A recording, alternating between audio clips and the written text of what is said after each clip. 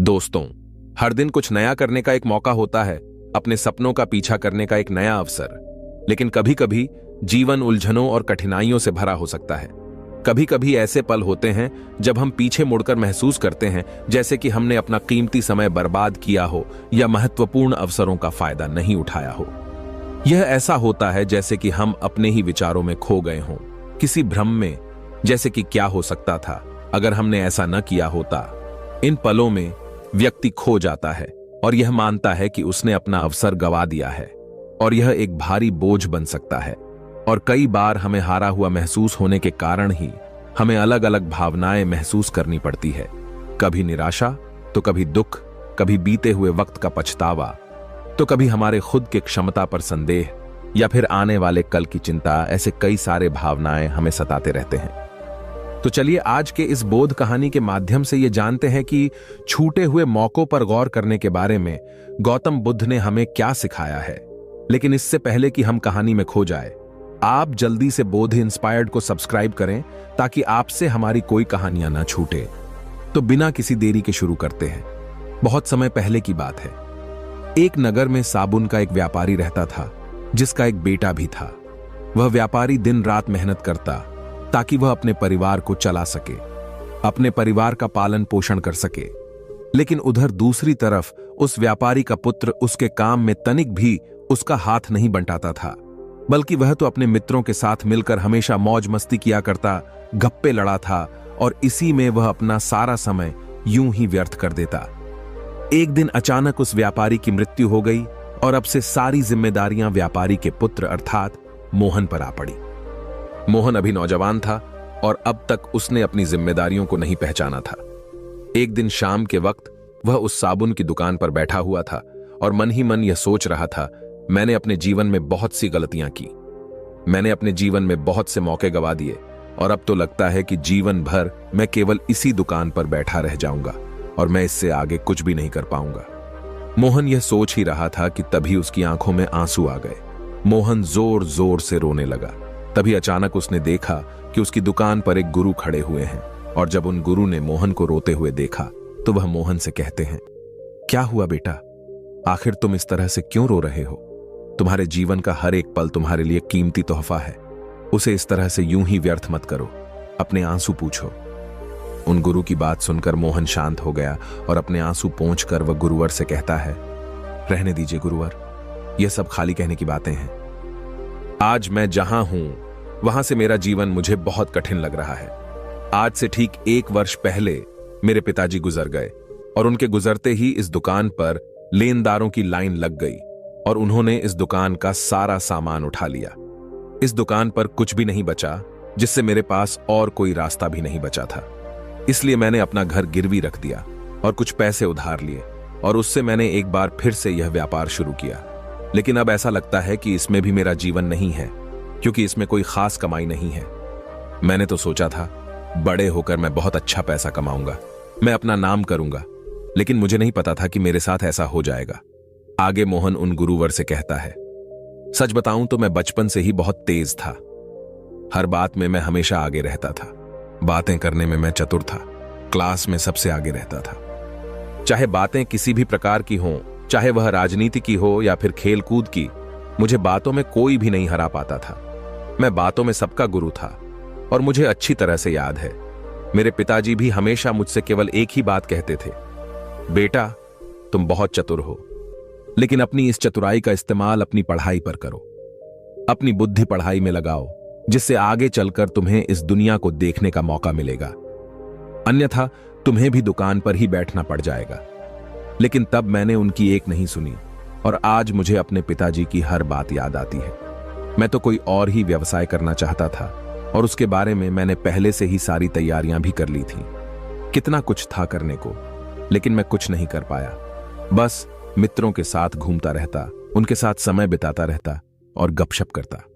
लेकिन अब मुझे यह प्रतीत होता है कि मैंने अपना सारा समय यूं ही व्यर्थ कर दिया। यहां तक कि मेरे सभी मित्र भी मेरे किसी काम के नहीं हैं। जब भी मैं उन्हें कोई समस्या बताता हूं तो वह उसका समाधान तक मुझे नहीं दे पाते। इसलिए मुझे अब मेरी मित्रता भी बहुत सी लगने लगी है। लेकिन मुझे उम्मीद है कि एक न एक दिन मेरे जीवन में फिर से बड़ा मौका आएगा, फिर से वह दिन आएगा जब मैं कुछ करके दिखाऊंगा, जब लोग मेरा नाम जप लेंगे, जब रातों रात मेरा समय बदल जाएगा और मैं सबको यह साबित करके दिखा दूंगा कि मैं कितना काबिल हूं और मेरे जैसा कोई नहीं। उन गुरुवर ने मोहन की सारी बातें ध्यानपूर्वक सुनी और वह मोहन के भीतर के उस अहंकार को अच्छी तरह से देख पा रहे थे, लेकिन मोहन इस बात से बिल्कुल अनजान था। तभी गुरुवर मोहन से कहते हैं, बेटा तुम मेरे साथ चलो, मैं तुम्हें कुछ दिखाना चाहता हूं। इतना कहकर गुरुवर मोहन को एक तालाब के पास ले जा पहुंचे। उस तालाब के किनारे बहुत सारे छोटे बड़े पत्थर पड़े हुए थे। तभी उन पत्थरों की ओर इशारा करते हुए वह गुरुवर मोहन से कहते हैं, बेटा तुम अपने जीवन में एक बड़े मौके की तलाश थी ना, तो आज वो मौका आ गया है। इस पर मोहन उन गुरुवर से कहता है, कैसा मौका गुरुवर? तभी गुरुवर उन पत्थरों की ओर इशारा करते हुए मोहन से कहते हैं, बेटा तुम इस तालाब के किनारे यह पत्थर देख रहे हो। इन पत्थरों में एक बहुत ही अमूल्य पत्थर है जो किसी भी धातु को सोने में बदलने में सक्षम है, और यदि वह पारस पत्थर तुम्हें मिल गया तो तुम्हारी सारी समस्याएं हमेशा हमेशा के लिए खत्म हो जाएंगी और तुम जैसा चाहोगे वैसा अपना जीवन भी बिता पाओगे। यह सुनकर मोहन बहुत खुश हुआ और वह उन गुरुवर से कहता है, हे गुरुवर, किंतु मैं इतने सारे पत्थरों में से उस पत्थर को कैसे पहचानूंगा? तभी गुरुवर इस प्रश्न का जवाब देते हुए कहते हैं, मोहन, पारस पत्थर बाकी सभी पत्थरों से हल्का गर्म होगा, जिसे तुम छूकर आसानी से पहचान सकते हो। आगे गुरुवर मोहन को चेतावनी देते हुए कहते हैं, लेकिन मेरी एक बात और याद रखना, तुम्हारे पास केवल आज रात तक का ही वक्त है।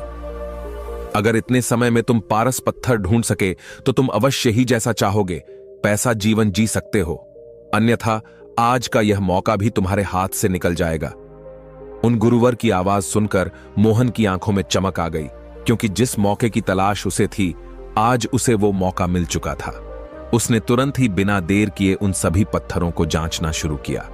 उसने पास ही में बैठकर एक पत्थर को अच्छी तरह से देखा परखा और ऐसे ही करके बाहर एक पत्थर को देखता और परखता। देखते देखते करीब 2 घंटे बीत गए, लेकिन अब तक उसे वह पत्थर नहीं मिला था, जिस कारण उसके मन में बेचैनी उत्पन्न होने लगी। ये सोचने लगा कि कुछ ही देर में रात्रि हो जाएगी और ऐसे में यदि मुझे वह पत्थर नहीं मिला तो मेरे हाथ से यह सुनहरा मौका निकल जाएगा। मुझे जल्दी करना होगा। और अब मोहन ने अपनी गति बढ़ा दी।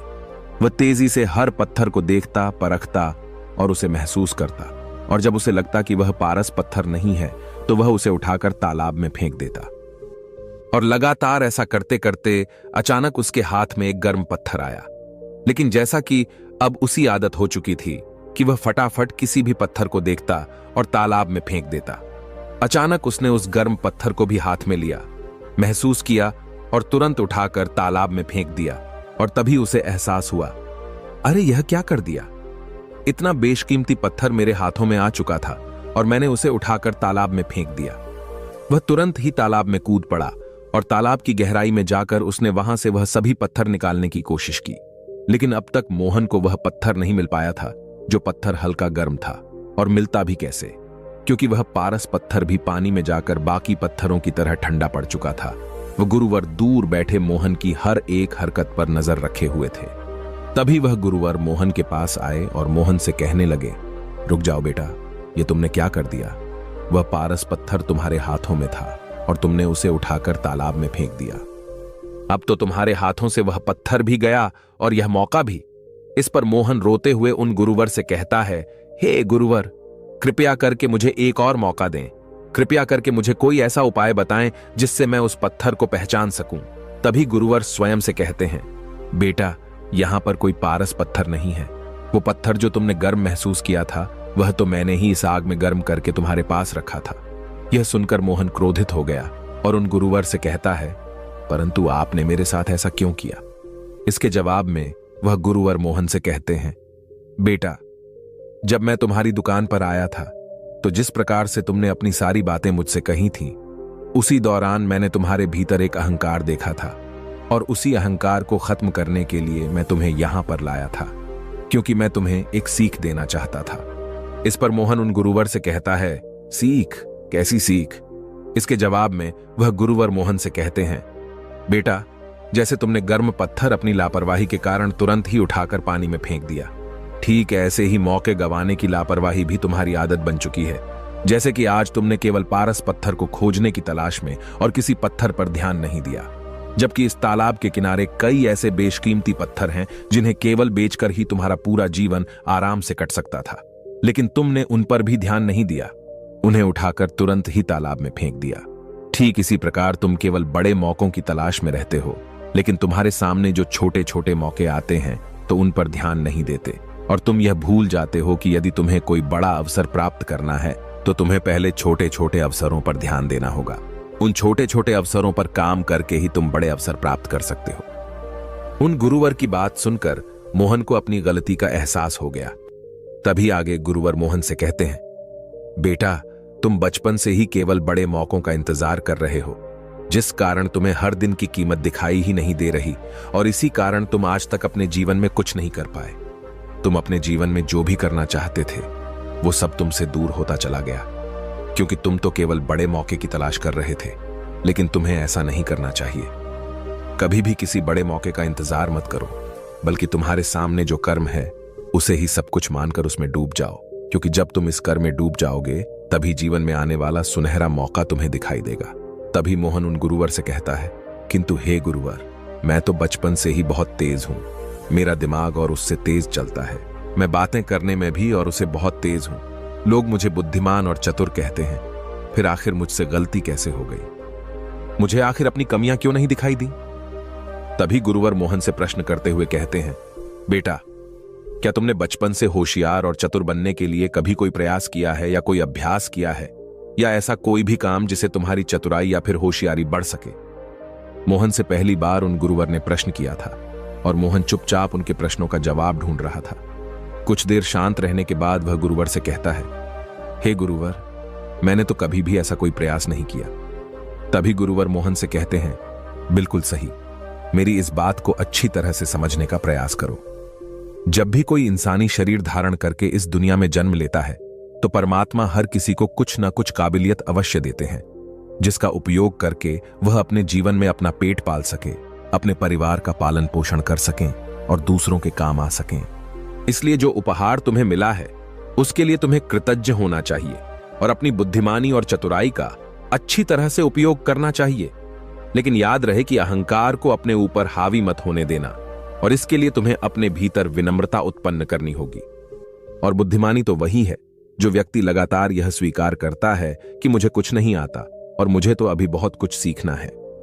वास्तविकता में वही बुद्धिमान व्यक्ति है जो गुरु के सामने, अपने बड़ों के सामने, अपनी गलतियों के सामने अपने अहंकार को भूलकर उन गलतियों को स्वीकार करे और उनमें सुधार करे, जिससे वह अपने जीवन में आगे बढ़ता चला जाएगा और वह अपने जीवन में जो कुछ चाहता है उसे हासिल भी कर पाएगा। तभी मोहन कहता है, हे गुरुवर, आप सही कहते हैं, लेकिन अब मैं क्या करूं? मुझे कुछ समझ नहीं आ रहा। मैं तो अपने साबुन के व्यापार में पूरी तरह से फंस चुका हूं। अब मैं यहां से कैसे निकलूं? इसके जवाब में गुरुवर मोहन से कहते हैं, बेटा, तुम्हें कहीं भी जाने की आवश्यकता नहीं है। तुम जो काम कर रहे हो बस उसमें डूब जाओ, अर्थात तुम अभी अभी दुकान पर वापस जाओ और अपने काम को अच्छी तरह से संभालने का प्रयास करो। जब तुम इस काम में अच्छी तरह से डूब जाओगे तो तुम्हें बड़े बड़े मौके भी दिखने लगेंगे। इतना कहकर गुरुवर अपने मार्ग पर चल पड़े और मोहन वापस अपनी दुकान पर लौट आया। अगले दिन से मोहन ने एक नई शुरुआत की। अगले दिन सबसे पहले उसने उन चीजों की एक सूची तैयार की कि उसे अब क्या क्या करना है। तो उसे पता चला कि अब तक बहुत सारे काम रुके हुए हैं जिन्हें उन्हें सबसे पहले पूरा करना है।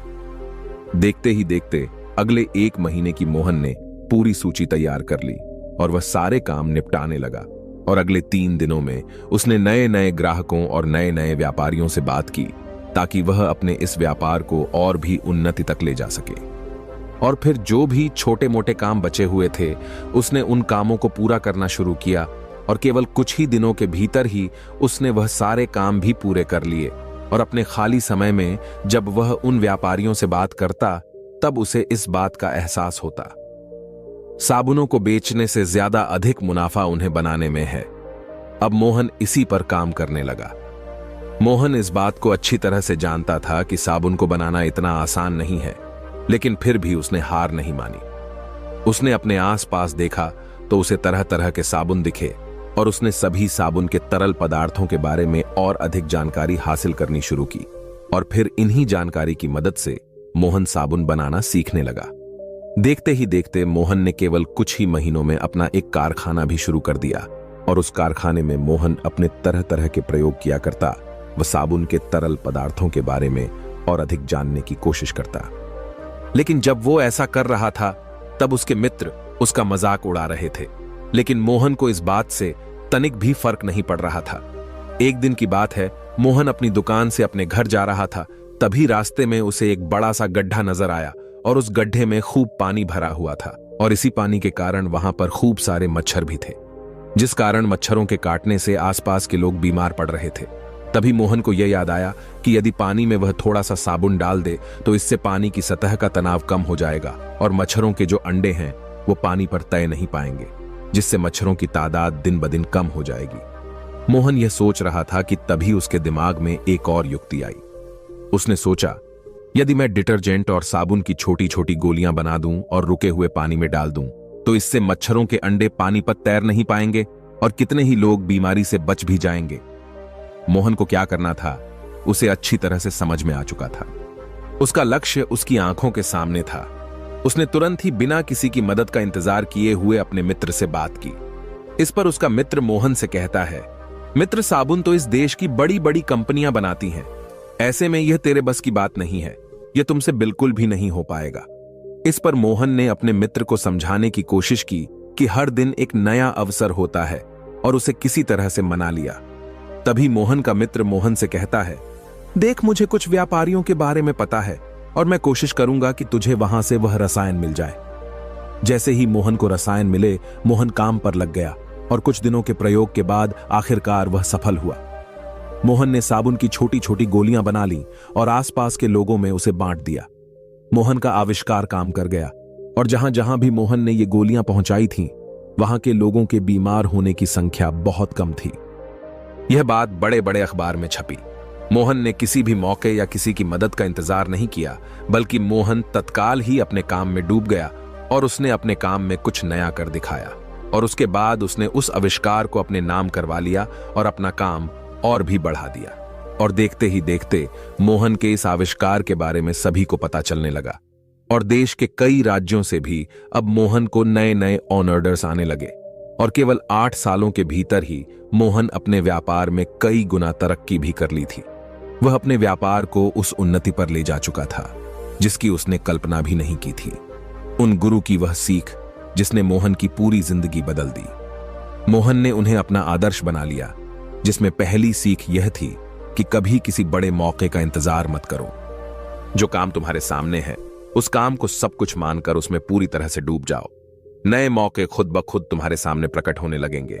और दूसरी सीख विनम्रता, क्योंकि बुद्धिमान वही है जो लगातार यह स्वीकार करे कि मुझे कुछ नहीं आता और अभी तो मुझे बहुत कुछ सीखना है। अपनी गलतियों के सामने अपने अहंकार को झुकाओ, जीवन में सुधार करो और आगे बढ़ो। दोस्तों, अगर आप भी ये दोनों मंत्र अपने जीवन में अपना लेते हैं तो आपको भी सफल होने से कोई नहीं रोक सकता। और दोस्तों, यदि आप भी अपने जीवन में परेशानियों का हल करना चाहते हैं, समस्याओं का समाधान करना चाहते हैं, तो इसके लिए आप हमारी अगली वीडियो देख सकते हैं जिसका नाम है समस्याओं में ही समाधान है। दोस्तों, आपने आज के इस वीडियो से क्या सीखा वह मुझे आप कमेंट में बता सकते हैं। इसी के साथ में उम्मीद है कि आपको आज की वीडियो पसंद आई होगी, तो इस वीडियो को उस इंसान को शेयर करें जिससे यह कहानी सुनने की जरूरत है और उसी के ठीक बाद चैनल को सब्सक्राइब करें।